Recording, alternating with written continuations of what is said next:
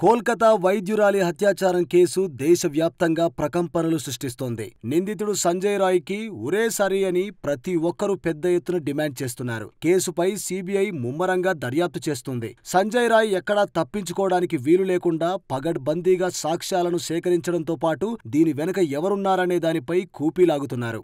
తాజాగా సంజయ్ రాయ్ను సీబీఐ అధికారులు కోర్టులో హాజరుపరచగా అతడు ఊహించని రీతిలో స్పందించాడు. దీంతో కేసు మరో మలుపు తిరిగింది. ఈ కేసులో పాలీగ్రాఫ్ పరీక్షకు నిందితుడు సమ్మతించడంతో కోర్టు అధికారులకు అనుమతినిచ్చింది. అయితే విచారణ సందర్భంగా సంజయ్ రాయ్ న్యాయస్థానంలో సంచలన ఆరోపణలు చేసినట్లు తెలుస్తోంది. తనను కేసులో కావాలనే ఇరికించారని కోర్టులో బోరున విలపించినట్టు తెలుస్తోంది. తాను ఈ తప్పు చేయలేదని కన్నీళ్లు పెట్టుకున్నట్టు సమాచారం.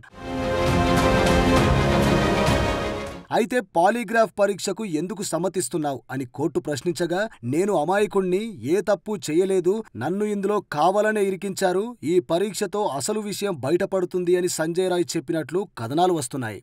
నేరం జరిగిన వెంటనే నేనే చేశాను, చంపితే చంపుకోండి అంటూ పోలీసుల ముందు సవాల్ చేసిన సంజయ్ రాయ్ ఇప్పుడు నేను అమాయకుణ్ణి, కావాలనే ఇరికించారని మాట మార్చడం ఆశ్చర్యానికి గురిచేస్తుంది. ఫారెన్సిక్ వైద్యుల బృందంతో కూడా తప్పు చేసిన పశ్చాత్తాపం లేకుండా మాట్లాడిన అతడు కోర్టు దగ్గర అమాయకుణ్ణని కన్నీరు పెట్టడం అతడి వ్యూహంలో భాగమని పలువురు ఆరోపిస్తున్నారు. వైద్యురాలిపై అత్యాచారం చేసి అత్యంత కిరాతకంగా చంపిన ఆ కిరాతకుణ్ణి ఉరితీయాలని చిన్న పిల్లల దగ్గర నుంచి పెద్దవాళ్ల వరకు ప్రతి ఒక్కరూ కోరుకుంటున్నారు. చూద్దాం ఇంకా ముందు ముందు ఎన్ని మలుపులు తిరుగుతుందో ఈ కేసు.